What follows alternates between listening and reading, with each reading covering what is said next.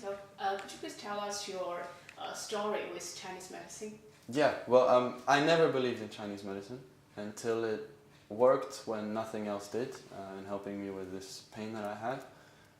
I was 14, I was a tennis player, and all of a sudden I had this lower back pain traveling down my left leg all the way to the fourth and fifth toes. And it was excruciating. I couldn't put my weight on my leg. So we went to one specialist, and he said, after a CT scan, he said, you broke one of your vertebrae, and we have to put a cast from the chest all the way down to your knee for 4 months, and after that there will be 4 to 6 months recuperation with physiotherapy. I started crying because it meant that's it, the tennis is over now for a whole year. And then my dad told me, let's go to get another opinion and see what another doctor says. So we went to another back specialist. He sent me to do an MRI, and the MRI showed no problems with my back. So he said we definitely don't need to put on a cast. Just stop playing tennis for a while and then see what happens. And the pain just kept getting worse and worse and worse and worse. And then my mom said, let's try Chinese medicine, because she's always believed in it. And I told her, come on, Mom, we don't need to go. They're just going to take a bunch of lettuce and go like this over my head. Because I really thought it was a joke.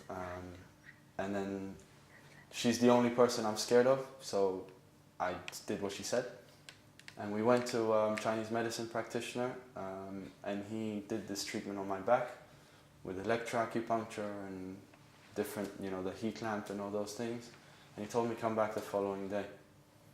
So I came back the next day, and I told him, you're a joke, this whole thing is a joke, it didn't help, my back hurts even more, Chinese medicine doesn't work. And then he told me, it's just what I suspected, your problem is not in your back, it's in your stomach.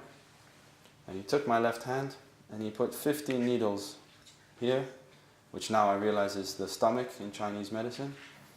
And after the 15th needle, my stomach started spinning.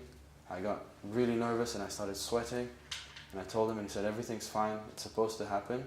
How's your back? And pain just disappeared, never came back. And I continued playing tournaments all over the world, did my military service, no sign of the back pain.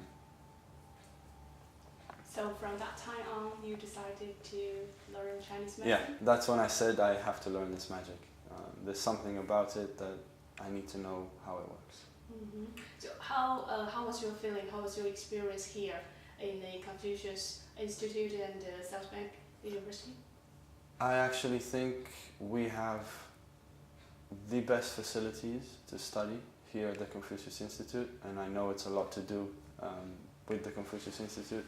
We have the supervisors coming from China, which is an unbelievable experience for us to work with doctors that have so much experience and knowledge in the field. The only thing that's a shame is that we're not allowed to do everything that they are allowed to do back in China.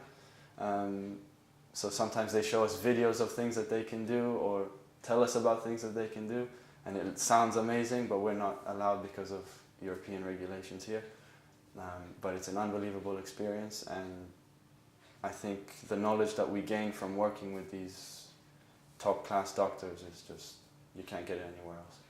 So have you ever planned to take Chinese medicine or acupuncture as a kind of career for your future career? This is my plan. That's what I hope to do, and so I hope to be the best that I can, so that I can help as many people the same way that Chinese medicine helped me. Mm-hmm. That's mine. Have you ever been to China? Not yet. Not yet. Hopefully soon. Hopefully soon. Yeah. So, and also about the Chinese culture's traditional, because Chinese medicine is one of the very traditional Chinese cultures. Yeah. Have you learned everything about Chinese traditional culture in this Confucius Institute? Well, I think to learn everything about such a big culture is difficult, but we have touched a lot of the different centuries and the different dynasties, and we did talk about the development of Chinese medicine. We did learn about the history of Chinese medicine, but I am sure there's still a lot to learn and develop also in the culture and philosophy. And how about the language? I heard that the you're language. just a very basic learner right now. Yeah. I'm trying really hard, but it's very difficult. It's very different, especially the reading and writing. My mother tongue is Hebrew, and it's different letters, but we also have this letter structure, so I can guess the word even if I can't read it. And I feel like in Chinese, if you don't know the character, there's nothing you can do. And the pronunciation is, it's a very, very difficult language. What I did like is that the grammar is much easier. So that's a bonus. So I guess everything balances out, but yeah. Yeah, but you are still keep learning, right? Yeah, trying to, yeah.